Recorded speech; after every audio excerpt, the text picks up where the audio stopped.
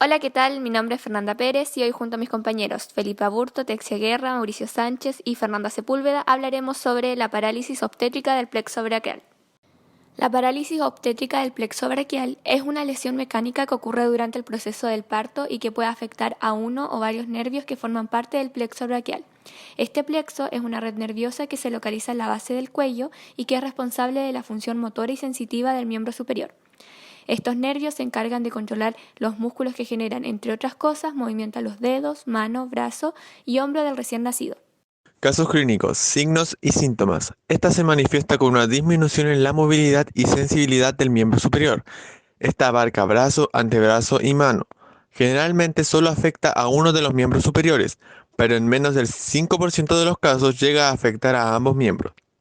Presenta una asimetría en el movimiento de la extremidad, en especial en el segmento brazo. La expresión clínica va a variar dependiendo de las raíces nerviosas lesionadas. Estas pueden ser C5, C6, C7, C8 o T1, además del grado de extensión del trauma.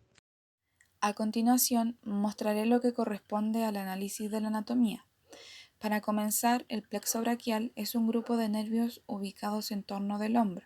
Se encuentra situado en el triángulo posterior del cuello y está delimitado anatómicamente por la clavícula y los músculos trapecio y esternocleidomastoide, mientras que la superficie anatómica y subcutánea del triángulo están complementados por el músculo platisma y la fascia profunda. Las ramas anteriores se comunican en la parte inferior del cuello, dando origen a tres troncos. En primer lugar, el tronco superior, que está formado por la unión de las raíces C5 y C6. En segundo lugar, el tronco medio, constituido por la raíz C7. Y por último, el tronco inferior, formado por la unión de las raíces C8 y T1.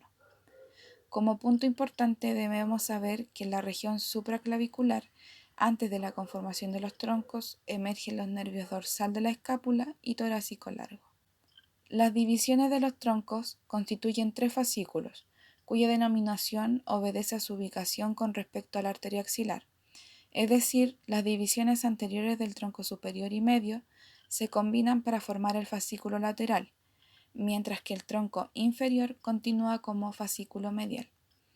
Estas divisiones están encargadas de inervar la musculatura flexora del miembro superior, mientras que las divisiones posteriores conforman el fascículo posterior e inervan la musculatura extensora.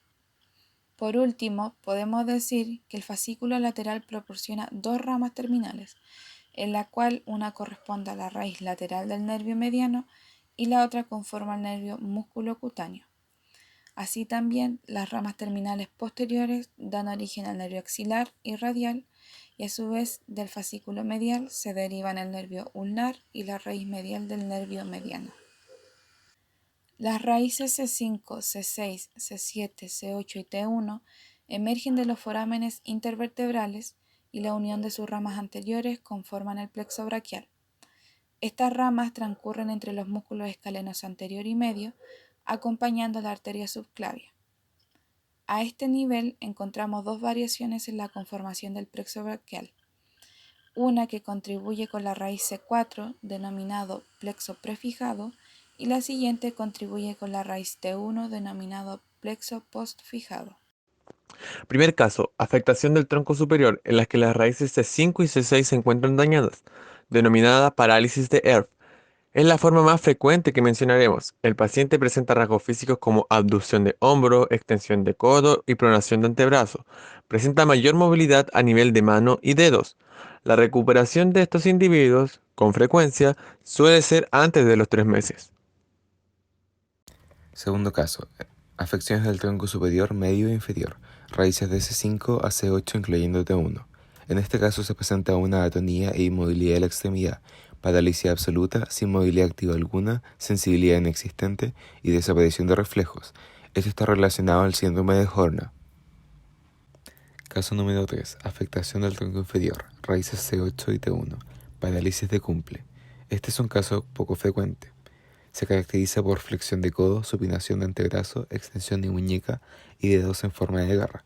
Comienza como una afección local, evoluciona en poco tiempo hasta tener pérdida de movilidad y sensibilidad de manos y dedos. ¿Cómo ocurre la lesión? La parálisis braquial obstétrica se producen en el momento del nacimiento, depende de las raíces que resulten lesionadas y a la vez de la extensión del traumatismo.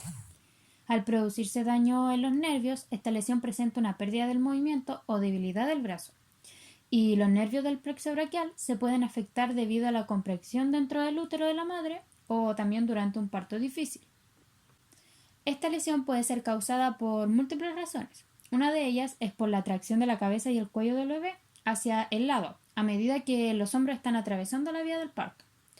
Por el estiramiento de los hombros durante un parto cefálico. Al decir cefálico me refiero a que cuando el bebé se encuentra en la posición más deseable dentro del útero al momento del parto. Por la presión sobre los brazos levantados del bebé durante un parto de nalgas. También por un parto instrumentado, en el cual se va a utilizar forceps o espátulas.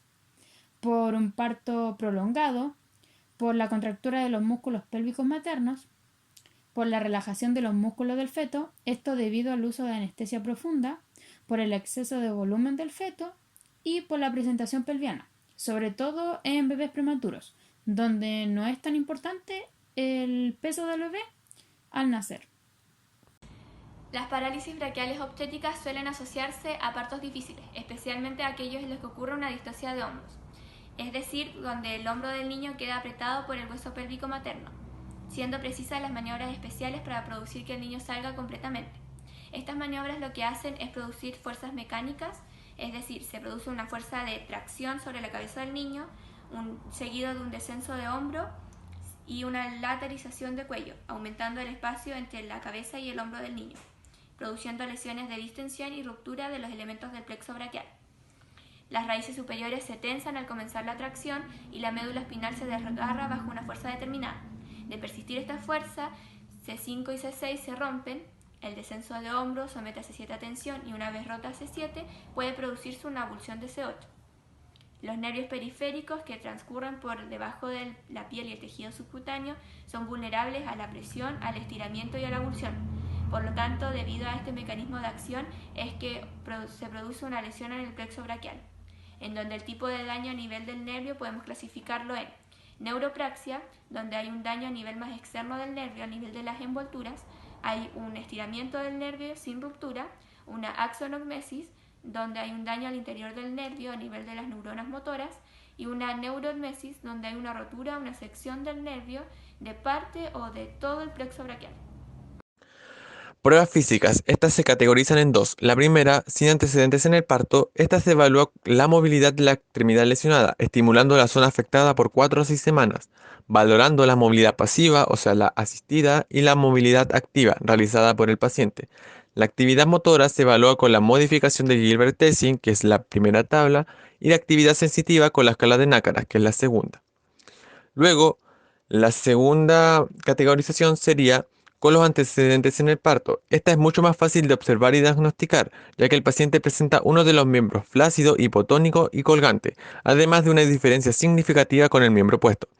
La realización de un examen muscular debe llevarse a cabo luego de 48 horas, ya que el cuadro clínico puede variar. Se evalúan los movimientos espontáneos y los reflejos normales que presentan al nacer, como el reflejo moro, el reflejo presión y las reacciones neuromotrices. Pruebas complementarias para detectar cualquier otra patología serían radiografías simples del eje axial y de la extremidad superior, electromiografías, tomografía axial y resonancias magnéticas.